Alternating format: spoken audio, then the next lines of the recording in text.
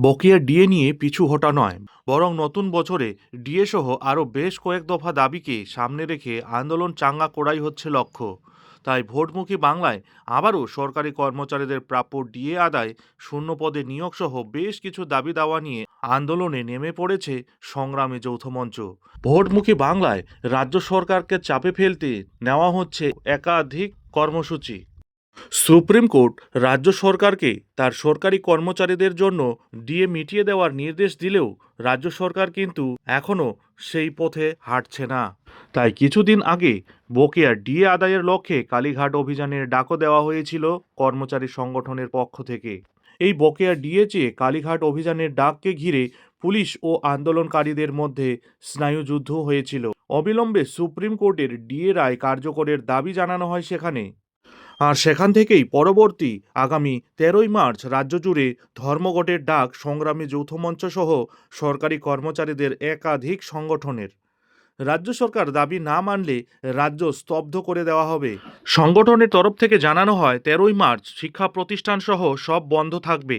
দয়া দাক্ষিণ্য নয়, সুপ্রিম কোর্টের নির্দেশ কার্যকর করতে বাধ্য রাজ্য সরকার।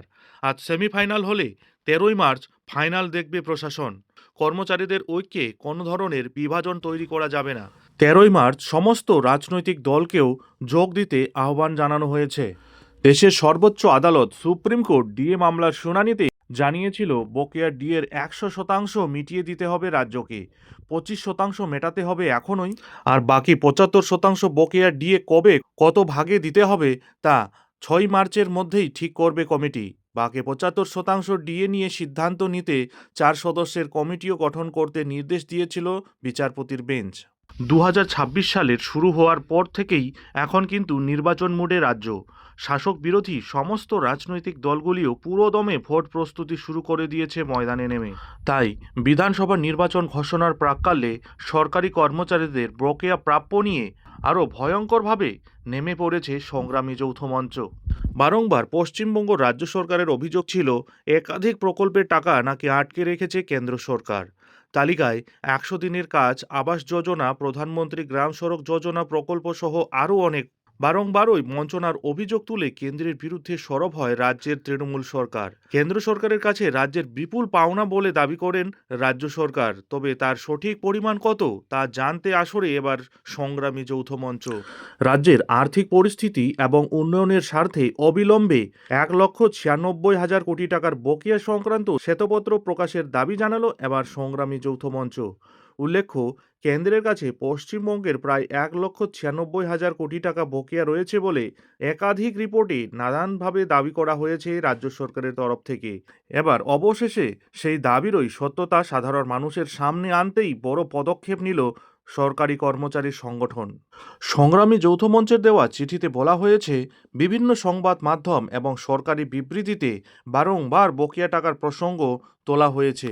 কেন এত পরিমাণ টাকা আটকে রয়েছে এবং কোন কোন খাতে কত টাকা তা জানতে চাওয়া হয়েছে সেই চিঠিতে। বকেয়া সম্পর্কে সবটা স্পষ্ট করতে রাজ্য সরকারের কাছে পূর্ণাঙ্গ শ্বেতপত্র প্রকাশের দাবি জানানো হয়েছে।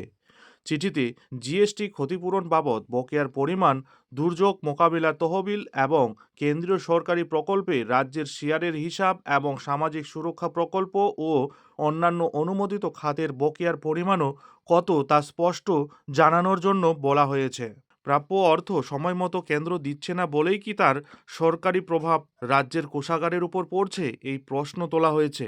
এ ব্যাপারে সংগঠনের মতে বকেয়া পাওয়া গেলে তা দিয়ে শিক্ষক, শিক্ষাকর্মী ও অন্যান্য সরকারি কর্মচারীদের দীর্ঘদিনের প্রাপ্য বকেয়া ডিএ সংক্রান্ত দাবিও পূরণ সম্ভব হবে।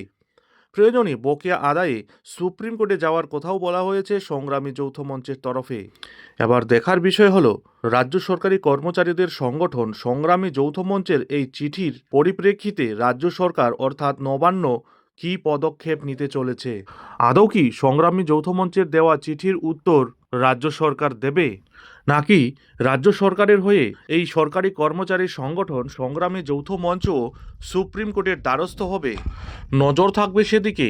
যাই হোক, এখন এখানেই শেষ করছি। এই ধরনের পরবর্তী লেটেস্ট আপডেটের জন্য অবশ্যই চ্যানেলে চোখ রাখুন।